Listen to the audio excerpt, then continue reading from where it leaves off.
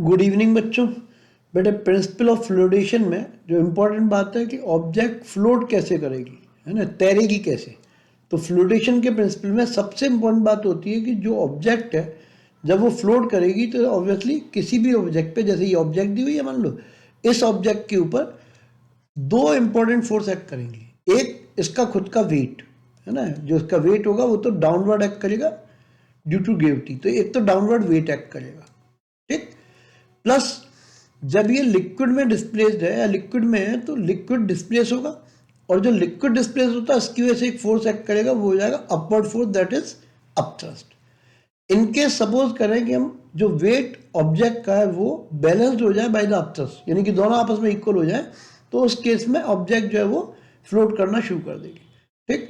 तो एक तो हो गया प्रिंसिपल ऑफ फ्लोटेशन में मेन इंपॉर्टेंट बात, दो तरह की फोर्स होंगी।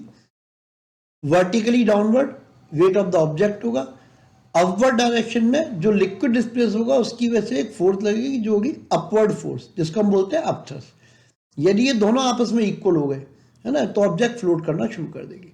तो बेसिक ये है जो इसका प्रिंसिपल लिखेंगे उसमें, अ बॉडी फ्लोट्स, है ना, in a liquid, weight of the body, ये इंपॉर्टेंट बात है, ये लिखना जरूरी है, नहीं तो काम नहीं बनेगा। Weight of the body is equals to the weight of the liquid displace,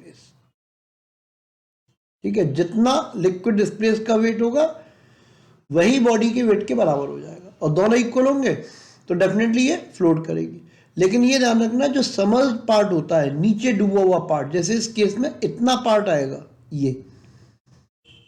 ये लिक्विड डिस्प्लेस का पार्ट होगा, ठीक। तो हम केवल इसका वेट लेंगे, पूरे लिक्विड का नहीं, पूरी बॉडी का नहीं, केवल वो जो पार्ट लिक्विड का ये डिस्प्लेस करेगी, केवल वो हम अपथ्रस्ट की तरह से कंसीडर करेंगे। अब डेफिनेटली इसमें हमें क्या क्या पता होना चाहिए, पहले तो अपथ्रस्ट का फॉर्मूला पता होना चाहिए, है ना। तो अपथ्रस्ट इक्वल्स टू होता है वी, वॉल्यूम, जो पार्ट डूबा हुआ है, समर्ज पार्ट है उसका वॉल्यूम, इनटू डेंसिटी, डेंसिटी किसकी होती है, लिक्विड की, into acceleration due to gravity, है ना, ये अपथ्रस्ट का फॉर्मूला होगा। और जो बॉडी का वेट है वो होता है m इंटू जी, ठीक। और चाहे तो हम लिख सकते हैं मास को वॉल्यूम इनटू डेंसिटी, डेंसिटी किसकी, ऑब्जेक्ट की, इनटू जी से मल्टीप्लाई कर देंगे। लेकिन ध्यान ये रखना है कि यहां पे तो जो नीचे वाला पार्ट है ना, इसको मैं वी डैश लिख देता हूं, जो समर्ज पार्ट है केवल वो वॉल्यूम, और ये टोटल वॉल्यूम है। और इनकेस यदि मान लो बॉडी फ्लोट कर रही है तो at the time of flotation ये दोनों आपस में इक्वल हो जाएंगे। That means volume total into density किसकी, ऑब्जेक्ट की, multiplied by g is equals to जो लिक्विड डिस्प्लेस हुआ उसका weight, that means V dash, ये तो वॉल्यूम है, कितना लिक्विड डिस्प्लेस हुआ, है ना, यहां पे इस केस में ये वाला वॉल्यूम लेंगे हम, इनटू डेंसिटी, और डेंसिटी किसकी, लिक्विड की, जो लिक्विड में डिप्ड है, इनटू जी, ठीक। तो ये होता है प्रिंसिपल ऑफ फ्लूइडिशन। इसके ऊपर बेस्ड कुछ क्वेश्चंस है, वो अभी हम सॉल्व करना शुरू करते हैं, ठीक। जैसे पहला क्वेश्चन है, इसमें दिया रबर बॉल फ्लोट्स विद, अब ये ध्यान से देखना है, 1/3 वॉल्यूम आउटसाइड, हम बात कर रहे थे इनसाइड की, ये कह रहा है आउटसाइड, है ना, बाहर निकला हुआ। तो डेफिनेटली हम क्या करेंगे कि मान लें सपोज ये एक बाउंड्री है, लिक्विड बाउंड्री, है ना, वाटर के अंदर फ्लोट हो रहा है, और ये हमने कोई एक ऑब्जेक्ट ले ली इस तरह की मान लो, और उसने क्या दिया हुआ है, 1/3 पार्ट आउटसाइड, बाहर की तरफ निकला हुआ, तो 1/3 पार्ट जो है वो आउटसाइड है, यानी कि ये जो पार्ट है ये इनसाइड पार्ट हो गया, और जो आउटसाइड पार्ट है दैट इज दिस पार्ट, ये इसने दिया है 1/3, तो 1/3 टोटल वॉल्यूम का। बट जो फॉर्मूला है प्रिंसिपल ऑफ फ्लूइडेशन है, उसमें wait of the liquid displace, यानी कि समर्ज्ड पार्ट चाहिए हमें, तो हम नीचे वाले का ही वॉल्यूम निकालेंगे, तो ये वॉल्यूम आएगा टोटल वॉल्यूम माइनस v/3, है ना, क्योंकि इतना पार्ट जो है वो ऊपर है, that is 2/3 part of the total volume is समर्ज्ड, इतना पार्ट डूबा हुआ है, ठीक है।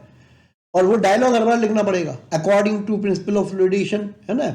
अब weight of the object, weight किसका, ऑब्जेक्ट का, कंप्लीट ऑब्जेक्ट का, इक्वल टू हो जाएगा वेट ऑफ लिक्विड डिस्प्लेस, ठीक, कितना लिक्विड डिस्प्लेस हुआ, ठीक। अब वेट ऑफ द ऑब्जेक्ट में क्या आएगा, पूरी ऑब्जेक्ट का वेट होता है, तो the total volume into density, किसकी डेंसिटी, ऑब्जेक्ट की, इनटू जी, है ना, ये फॉर्मूला पहले लिखवा दिया। Then weight of the liquid displace V dash, कितना वॉल्यूम नीचे डूबा हुआ है, कितना सबमर्ज्ड पार्ट है, इनटू डेंसिटी किसकी, लिक्विड की, मल्टीप्लाइड बाय जी, जी से जी कैंसिल हो जाएगा, ठीक। अब ये तो टोटल वॉल्यूम है। अब उसने पूछा क्या है, what is the density of rubber, है ना, तो डेंसिटी ऑब्जेक्ट की निकालनी है, से D is equals to V dash, कितना बार नीचे है, 2/3 V, into density of liquid, water की डेंसिटी वो होती है 1 ग्राम पर सेंटीमीटर क्यूब, ठीक। तो वी से वी कैंसिल हो जाएगा, यानी कि डेंसिटी आ जाएगी यहां से, तो density of the object is 2/3 ग्राम पर सेंटीमीटर, ठीक, ये आंसर आ गया, ठीक। एक और अच्छा क्वेश्चन है बेटे, इसमें दिया है a block of wood of mass 24 kg, तो पहले हम लिख लेंगे मास कितना दिया हुआ है, 24 kg, ये ऑब्जेक्ट का मास हो गया। फ्लोट्स इन वाटर, वाटर के अंदर फ्लोट कर रही है।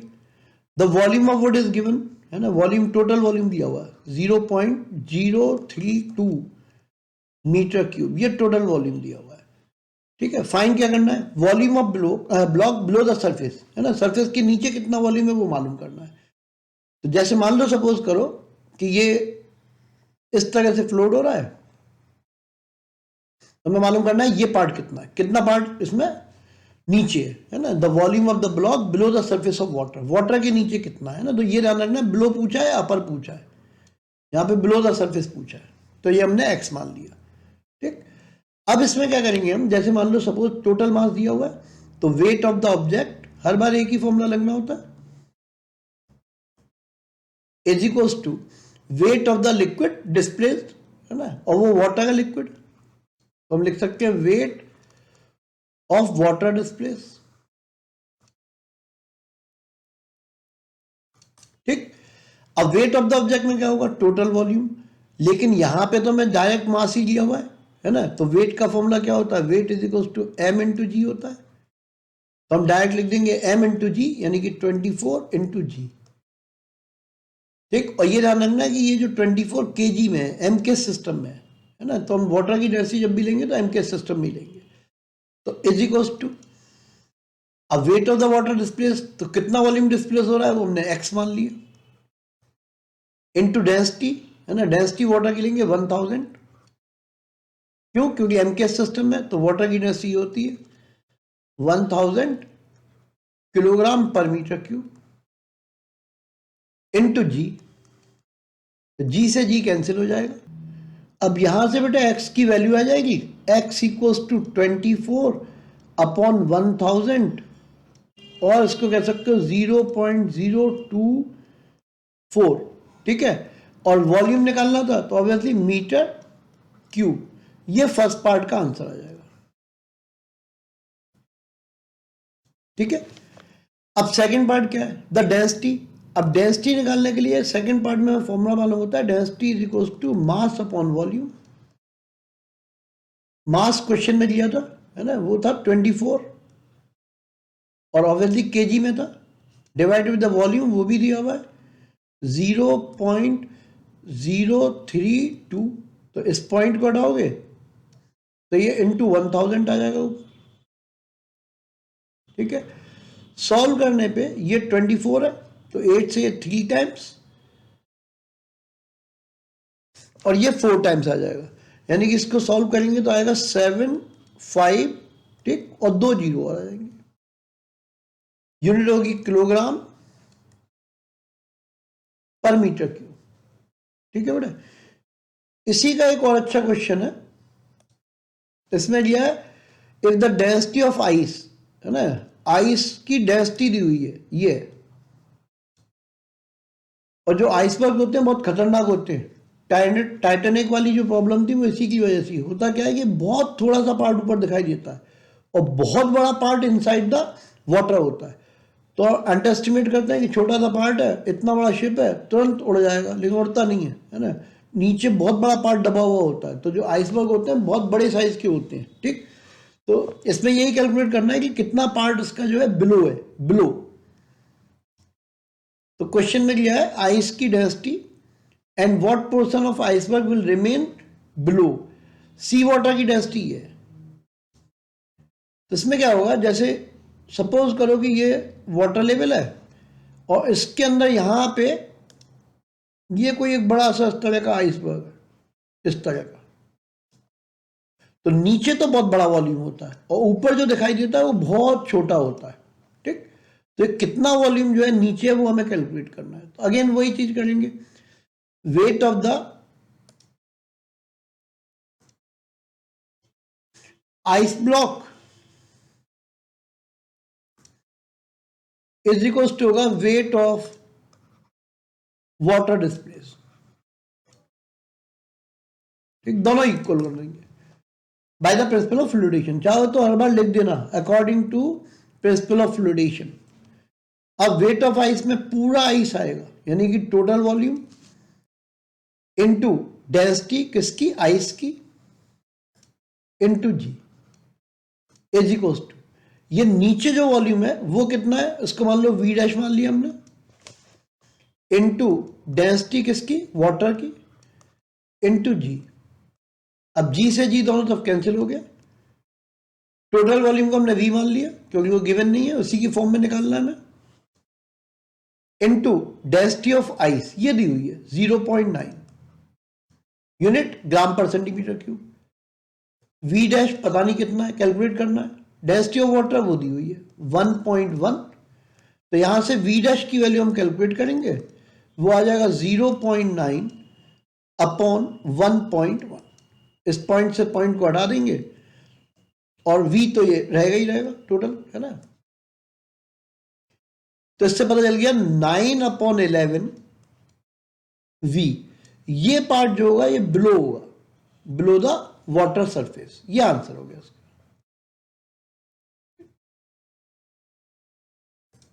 अब नेक्स्ट क्वेश्चन ये बेटे, है ना, ये थोड़ा सा डिफिकल्ट है और इंपॉर्टेंट तो है। इसमें क्या, piece of wood of uniform cross section uniform है, ठीक। 15 सेंटीमीटर हाइट है, फ्लोट करता है vertically with its height 10 centimetre in water. तो पहले वाटर की बात कर लेते हैं। तो ऐसे मान के चलो कि जैसे ये वाटर लेवल है और इसके अंदर हमने एक यूनिफॉर्म क्रॉस सेक्शन का, है ना, यूनिफॉर्म क्रॉस सेक्शन का एक कोई इस तरह का ब्लॉक ले लिया ऐसे,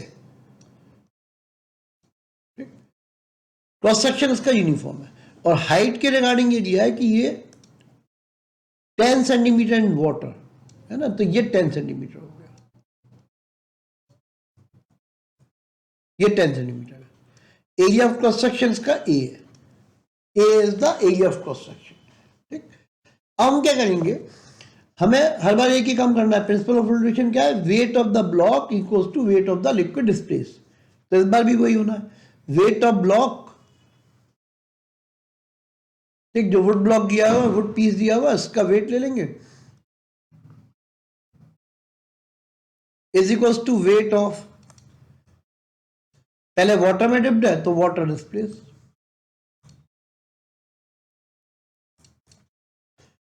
ठीक। अब क्या करेंगे, वेट ऑफ द वुड ये पूरा आएगा, तो टोटल वॉल्यूम इनटू डेंसिटी किसकी लेंगे, वुड की,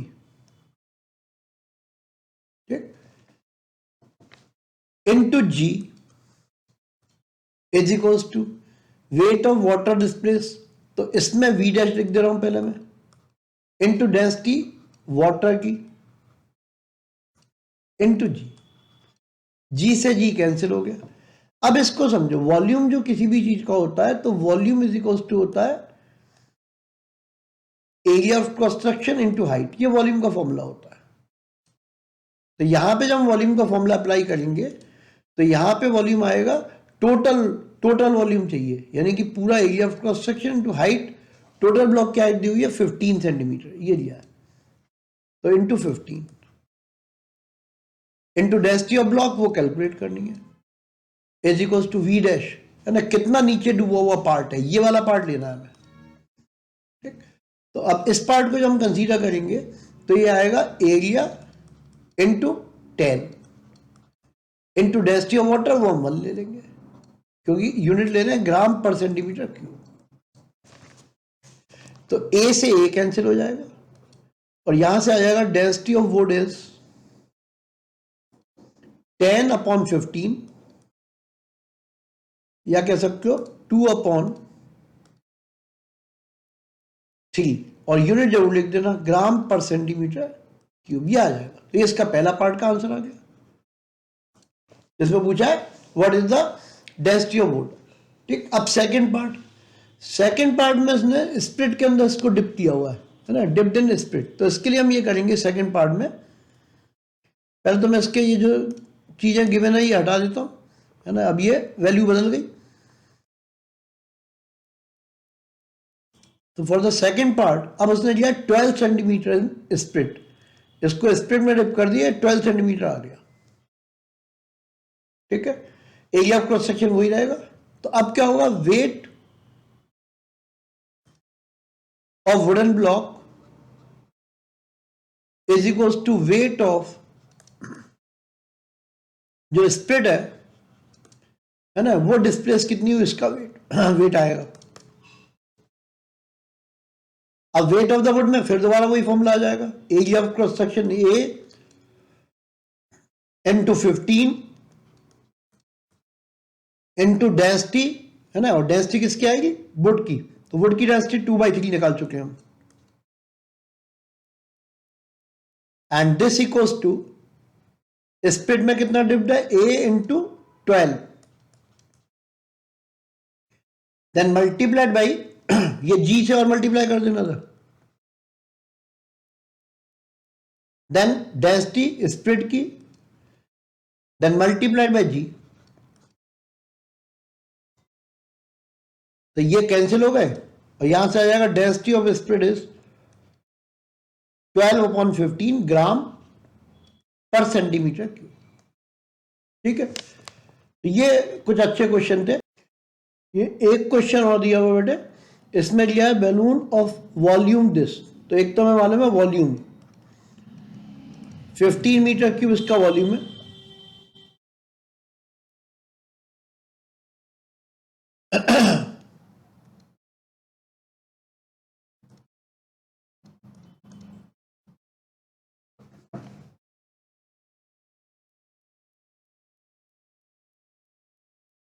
ये एक और क्वेश्चन है बेटे जो एग्जाम में बहुत आता है ना, टीचरों की पसंद का क्वेश्चन है, इसलिए इसको जरूर कर लेना, ठीक।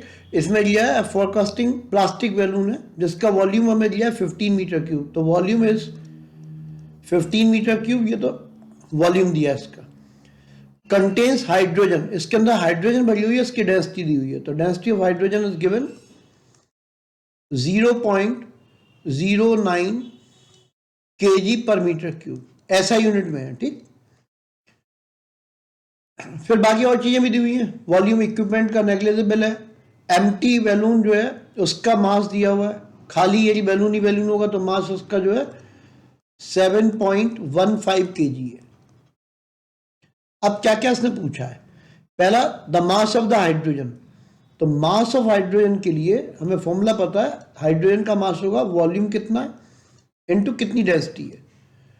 तो वॉल्यूम तो जो हाइड्रोजन का है वो तो टोटल बैलून के अंदर फिल होगी, तो 15 हो गया, एंड जो डेंसिटी दी हुई है वो 0.09 है। तो डेफिनेटली इसको मल्टीप्लाई करेंगे तो इसका मास आ जाएगा 1.35 kg। ये आंसर हो गया, ये पहला पार्ट है, फर्स्ट पार्ट ये हो गया इसका, the mass of the hydrogen filled in balloon. फिर सेकंड पार्ट में पूछा था mass of the hydrogen and the balloon together, यानी कि सेकंड पार्ट में दो चीजें निकालनी है, एक हाइड्रोजन का मास कितना है, तो mass of hydrogen plus mass of balloon, ये दो चीजें चाहिए हमें। हाइड्रोजन का मास है 1.35 kg प्लस जो बैलून का मास दिया हुआ था वो था 7.15 kg। तो इसका टोटल आ जाएगा 8.5 kg। अब इसके बाद ये कह रहा है total mass of the hydrogen, balloon and equipment सबका मिला के। तो थर्ड पार्ट में आएगा, पहले तो इन दो का मास दिया हुआ है 8.5 और प्लस जो इक्विपमेंट गए वो x kg के, तो ये आ गया। ठीक, अब फोर्थ पार्ट में मतलब है आसान, लेकिन टुकड़ों में पूछिए कई सारी बातें। तो x इक्विपमेंट का मास हो गया, ये टोटल आ गया। फोर्थ पार्ट में पूछा मास ऑफ एयर डिस्प्लेस्ड। अब मास ऑफ एयर डिस्प्लेस में क्या होगा, इसमें मैं फॉर्मूला लगाएंगे। तो मास ऑफ एयर डिस्प्लेस जब हम निकालेंगे तो वो आएगा, मास कितना होगा, मास पूछा उसने, mass is equal to the volume into density. जो बैलून है पूरा का पूरा एयर के अंदर होगा, तो वॉल्यूम तो हमें लेना पड़ेगा 15 एंड डेंसिटी, क्योंकि एयर को डिस्प्लेस कर रहे हैं तो एयर की डेंसिटी आएगी 1.3 और यूनिट जो है वो एसआई सिस्टम की है, तो मल्टीप्लाई करने पे आ जाएगा 19.5 kg। लेकिन bye the principle of flotation क्या होगा, जितनी एयर डिस्प्लेस होगी एग्जैक्टली उतना ही इन सब चीजों का मास होगा जो हम लेके जा रहे हैं।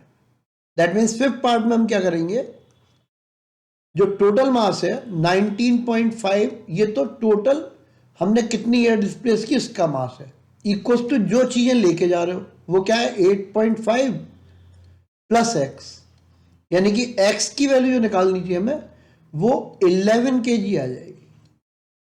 ठीक, ये आंसर हो गया। तो बड़े कुछ अच्छे क्वेश्चन थे प्रिंसिपल ऑफ फ्लोटेशन के ऊपर बेस्ड, है ना। इनको ट्राई करने के बाद जो और बचे हुए क्वेश्चन तुम ट्राई करोगे तो ऑलमोस्ट सारे क्वेश्चन बड़े आराम से सॉल्व कर सकते हो।